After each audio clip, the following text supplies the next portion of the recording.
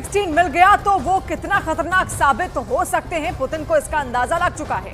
रूस में एक बार फिर बड़ा हमला हुआ है और पुतिन अभी भी समझ नहीं पाए कि इसका बदला कैसे लिया जाए। और इस हमले ने पुतिन का क्या बिगाड़ा है, ये देखकर आप हैरान रह जाएंगे, क्योंकि पुतिन का सबसे खतरनाक हिटमैन इस हमले में खत्म हो चुका है।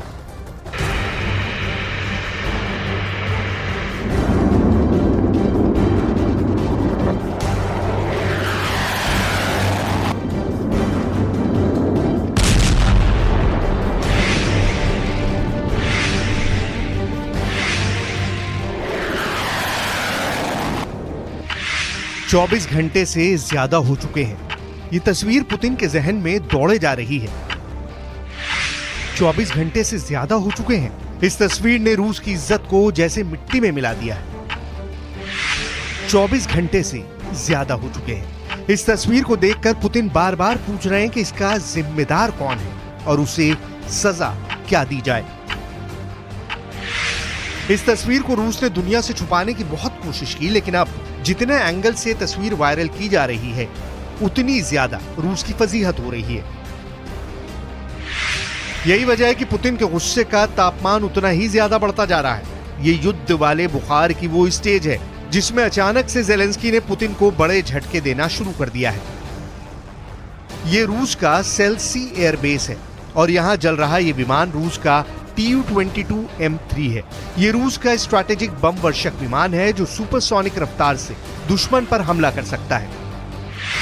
हम कह सकते हैं कि रूस का परमाणु हिटमैन मारा गया है। ड्रोन अटैक में पुतिन का Tu-22 पूरी तरह जल गया है। सवाल है कि क्या रूस में ही ज़ेलेंस्की का शूटर गैंग एक्टिव है या फिर यह हमला सीधे यूक्रेन से किया गया है। यूक्रेन ऐसे हमले करने में सक्षम है। आए दिन अब मॉस्को में ड्रोन से हमले हो रहे हैं।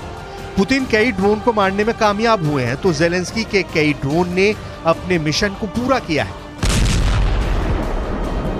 इस युद्ध में काउंटर अटैक छेड़ चुके ज़ेलेंस्की का सबसे बड़ा मकसद युद्ध को रूस के अंदर ले जाना है और अब वो इस तरह के हमले करके पुतिन को बताना चाहते हैं कि जंग की आग यूक्रेन को ही नहीं, रूस को भी पूरी तरह जला सकती है।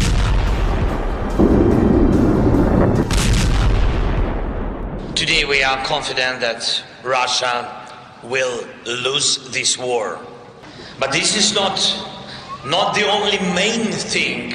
The main thing is what we prove with our victory, with our cooperation, what you prove supporting Ukraine. Together we prove that life is a value, that people matter, freedom matters, Europe matters.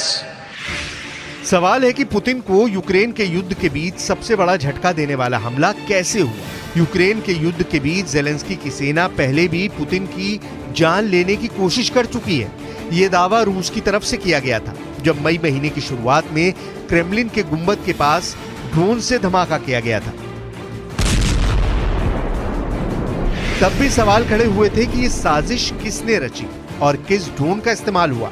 क्या ये drone वाकई Ukraine की जमीन से उड़े और बिना track हुए मॉस्को तक पहुंच गए, या फिर रूस के अंदर मौजूद ज़ेलेंस्की के छापामार लड़ाकों ने मॉस्को के करीब से इस ड्रोन को आसमान में पहुंचाया।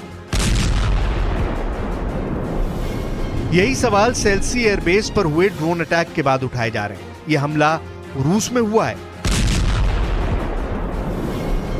लेकिन इस धमाके ने जर्मनी की राजधानी बर्लिन से लेकर लंदन और फ्रांस की राजधानी पेरिस से लेकर वॉशिंगटन डीसी तक दहशत फैला दी है। दुनिया की बड़ी बड़ी कैपिटल सिटी ड्रोन से डर गई हैं, क्योंकि रूस में हुए हमलों ने अब पुतिन के जवाबी अटैक को दावत दे दी है। पुतिन पूछ रहे हैं कि ज़ेलेंस्की को हमले के लिए ड्रोन किसने दिया, किसने फंड दिया, किसने तकनीक बताई और किसने प्लान बनाकर हमले को अंजाम दिया। रूस को बहुत बड़ा नुकसान हुआ है, इसमें कोई शक नहीं। जिस विमान को ज़ेलेंस्की ने पूरी तरह जला दिया, उसी परमाणु हिटमैन की मदद से पुतिन ने मारिउपोल पर इतनी मिसाइल बरसाई थी कि रूस की फौज गिनना भूल गई। Tu-22 बम वर्षक विमान एक सुपरसोनिक बॉम्बर है। ये 22,000 किलो बम और मिसाइल लेकर उड़ सकता है। ये रूस की बहुत ही खतरनाक न्यूक्लियर फोर्स का हिस्सा है। Tu-22 इस वक्त नेटो के लिए भी बहुत बड़ा खतरा माना जाता है। इसे बहुत शॉर्ट नोटिस पर दुनिया में किसी भी जगह हमले के लिए डिप्लॉय किया जा सकता है। करीब 2300 किलोमीटर की अधिकतम रफ्तार के साथ ये करीब 7000 किलोमीटर की रेंज तक बिना रिफ्यूलिंग के हमला कर सकता है। यूक्रेन का युद्ध अब ऐसे दौर में दाखिल हो चुका है जहां पुतिन के एक नहीं बल्कि दर्जनों दुश्मन हैं और पुतिन को सब पर शक है। जिस सेल्सी एयरबेस पर यह हमला हुआ वहां से नेटो के सदस्य देश एस्टोनिया और लातविया ज्यादा करीब है। सेल्सी से एस्टोनिया की दूरी तो महज 150 किलोमीटर है, इसलिए शक उस पर भी उठता है। जबकि उत्तरी यूक्रेन का बॉर्डर यहां से 700 किलोमीटर है। ये दोनों जगह पुतिन के खिलाफ हमले में इस्तेमाल की जा सकती हैं। लेकिन जेलेंस्की के पास अब रूस के अंदर तक हमला करने की ताकत आ चुकी है और वो इसका प्रदर्शन पहले भी कर चुके हैं। अब सवाल है कि सेल्सी हमले में ड्रोन का इस्तेमाल कहां से किया गया। बहुत तहकीकात करके ऐसे 3 ड्रोन पर शक है जो जेलेंस्की की फौज ऑपरेट करती है और वो इतनी लंबी दूरी तक अटैक करने के लिए इस्तेमाल किए जा सकते हैं। पुतिन को इस बात का पूरा शक है कि ये जेलेंस्की का काम है। अब इसी लाइन पर रूस बदला भी लेना चाहता है। जेलेंस्की के तीनों ड्रोन के बारे में बहुत सी बारीक बातें हमें पता चली हैं, इनकी खासियत और इनकी कमियां। क्या ये ड्रोन वाकई सेल्सी एयरबेस या फिर मॉस्को ही नहीं बल्कि पूरे रूस के दूसरे सबसे सुरक्षित इलाके में भी घुसपैठ कर सकते हैं? और फिर क्या ऐसा धमाका अंजाम दिया जा सकता है?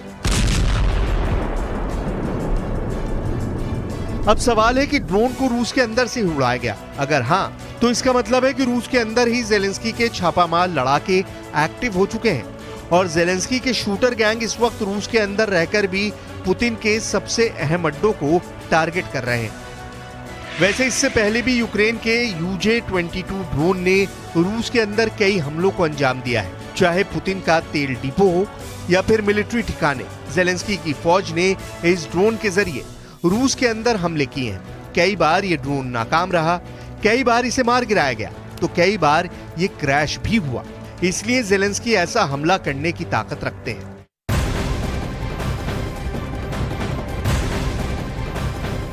और पड़ोसी देश से आ रही इस वक्त की एक बड़ी अपडेट की बात करेंगे और ये बड़ी खबर